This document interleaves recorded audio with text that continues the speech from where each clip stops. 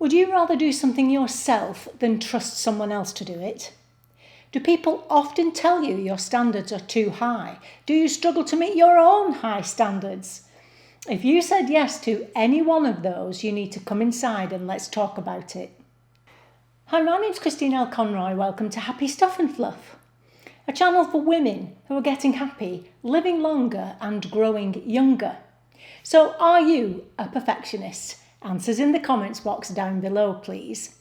The answer is actually probably yes in some areas of your life, but not in others. I mean, that's certainly me. I remember when I very first realised that actually sometimes good enough is good enough. And this is way back when. I mean, do you remember this? This was me when I had my first child.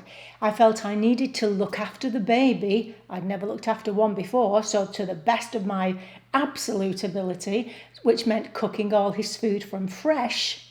I even used terry nappies because my mother told me that they were the best. Can you imagine these days? I wanted my house to look perfect and be perfectly clean. And, of course, I wanted to look perfect when Mr. Kitchen came home from work. Oh, I quickly learned that good enough is good enough in that sense. Nowadays, where I am not obsessive, I promise you, this is more likely to be me. This is an area where I do like to set high standards. I love table setting and enjoying seeing a perfect tablescape for my guests to enjoy. I take pride in doing a job well. I like to do everything I set my mind to. I like to do it to the best of my ability. So is that perfectionism? Let's have a look. Is it perfectionism or is it striving for excellence? So striving for excellence is wanting to achieve high standards. There's nothing wrong with that. And to improve performance. It's believing that you can make mistakes because they're an inevitable part of learning. Striving for excellence is also setting challenges but achievable standards. And it's operating from a growth mindset. You want to do something well and you learn from the mistakes. We all know about the growth mindset. And if you don't, I'll leave a video down below. We need to discuss it in more detail, I think. So that's striving for excellence. Let's have a look at that in comparison to perfectionism then. So perfectionism is believing that everything should be perfect all the time. It's believing that mistakes mean failure. It's setting impossible standards for success that are not achievable. And therefore, it's operating from a fixed mindset. So it's either perfect or it's rubbish. I either did excellently well or I failed. That, of course, is what a fixed mindset is. Now, perfectionism is actually quite a common personality trait. But if it gets out of hand, it can cause all kinds of psychological damage. Quite apart from anything else, constantly putting yourself under pressure to achieve in this way, especially in the workplace, is physically exhausting. It causes procrastination. You don't want to do things, you keep putting things off because you know you have to exert all this energy in order to do it perfectly. You keep going over and over your piece of work or whatever it is you're doing to make sure that it's perfect, which means very often you can miss deadlines. This then starts to trigger anxiety, depression, and as I say, exhaustion. Failing to meet your own high standards leads to this widening gap between your ideal self and your actual self. And this then starts to affect your self-worth. Now, it's all a vicious circle, really. Imposter syndrome and perfectionism often go hand in hand. So imposter syndrome is that persistent doubt concerning your own abilities or accomplishments, accompanied by the fear of being exposed, either as a fraud or in your mind as a stupid person. As I say, they go hand in hand, because a person who is a perfectionist might think themselves to be a failure, and so decide that in order to not be found out as a failure, they need to reach ever increasing perfect standards so that no one will question them and find out that actually they don't really know what they're talking about. But of course, if perfection is the aim, then they're going to fall short every time, and so then they are back to square one, feeling a failure. And as I say, this is a vicious circle. So you might recognise yourself in some of that, even just a tiny bit.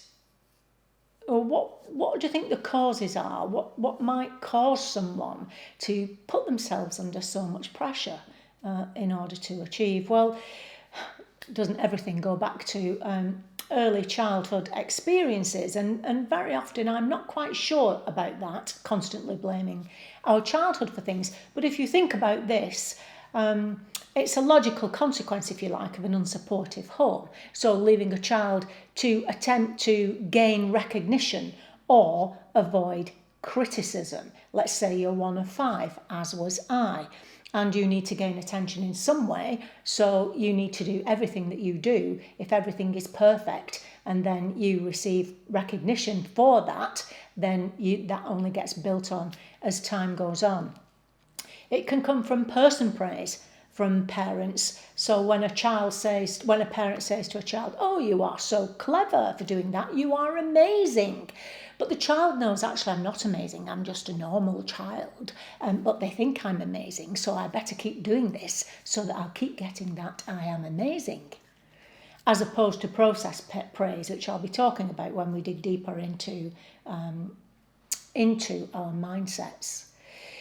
So sometimes, as I say, knitted into that is feeling the need to attain high standards in order to please either a parent or anyone, a teacher, and so on. On the other hand, it could be because you were punished for making mistakes. That can lead to becoming a perfectionist as you grow older. And of course, fear of judgment plays a huge part. So some people wear this, "Oh, I'm a perfectionist," almost like a badge of honour. We need to look deeper into that, because very often the perfectionist is, as I say, wanting to put the face forward as being perfect in everything they do, because they believe that their self-worth is tied into that and that you are judging them because of that. And if they are less than perfect, then you're going to judge them accordingly.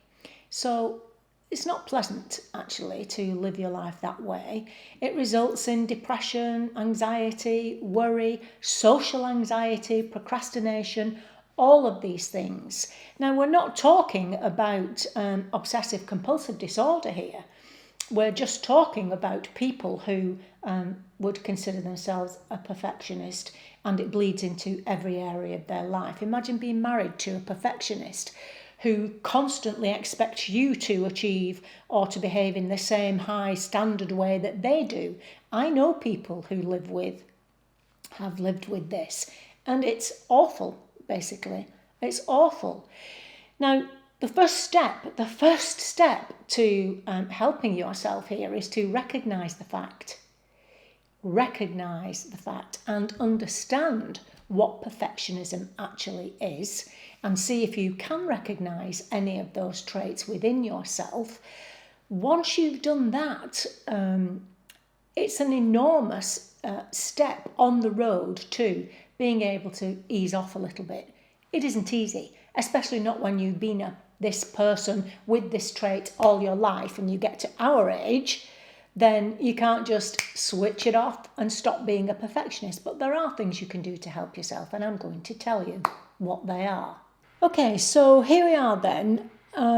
with some ideas for what you can do to help yourself if you recognise yourself or feel that you are struggling in some way with perfectionism. Okay, so number one is to understand perfectionism and its possible causes. I think sometimes you listen to something and a light bulb goes off, and very often that's all it needs.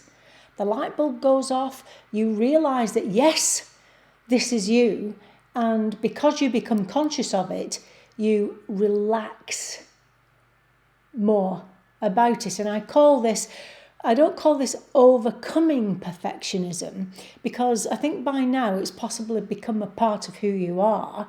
But what I do think you can do is to relax perfectionism a little bit, and let's reduce it to striving for excellence instead. So, understanding that border between striving for excellence and perfectionism, understanding that and whether or not you're crossing over that line. Recognising a specific area maybe in your life where you display perfectionist behaviour. So you see, this is all about self-awareness, which we talk about forever on this channel, that self-awareness is the first step to positive change. Okay, so number 3 is to choose just one area. Just choose an area of your life. If there's more than one area where you display this behaviour, just choose one small area that you can start to work on and get out your journal. Journaling is key. You have to get your thoughts out of here and down on paper. Okay, so you need to get yourself a journal if you don't have one already. And think about that one area where you display this behaviour and ask yourself, what thoughts do you have when you are behaving in this way? So, for example, when I was young and innocent and trying to be perfect with my baby and my home and my appearance and all of those things, what thoughts would I have? Well, the thoughts would have been, if I don't do this, it means I'm not a good mum. If I don't look perfect and have handled anything, it means I'm not a good wife. Okay, those are the kind of thoughts that would have gone through my mind.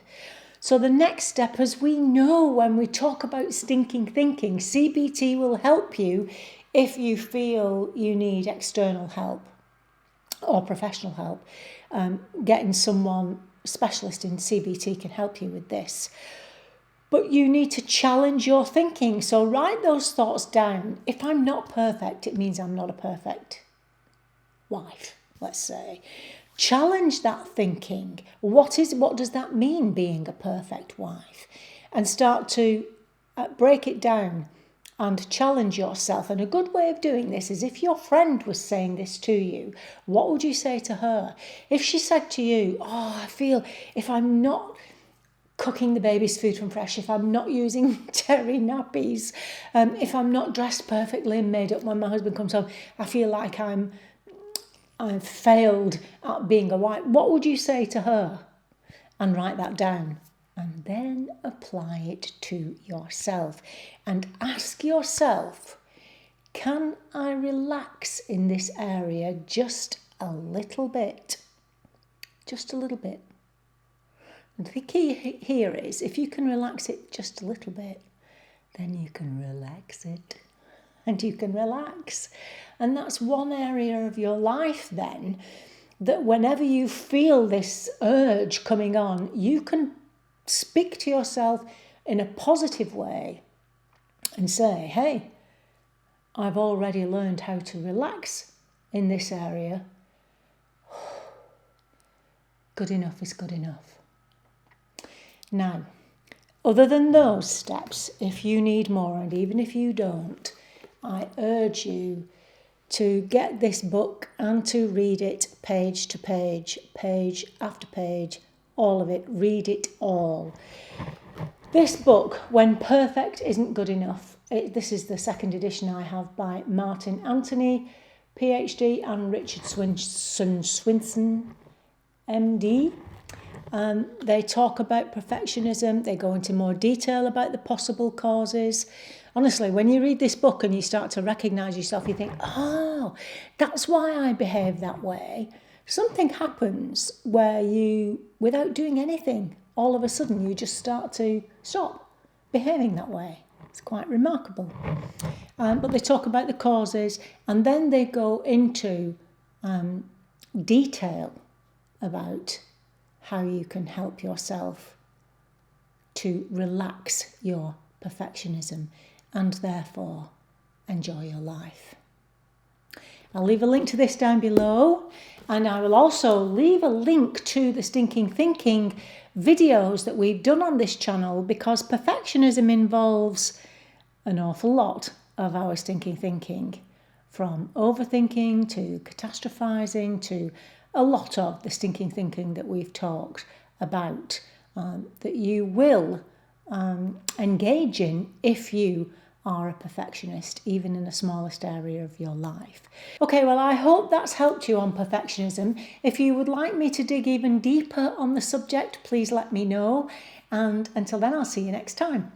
Remember that on the Happy Stuff and Fluff, we're getting happy, living longer and growing younger. Thank you so much for being here, and I'll see you next time. Bye-bye.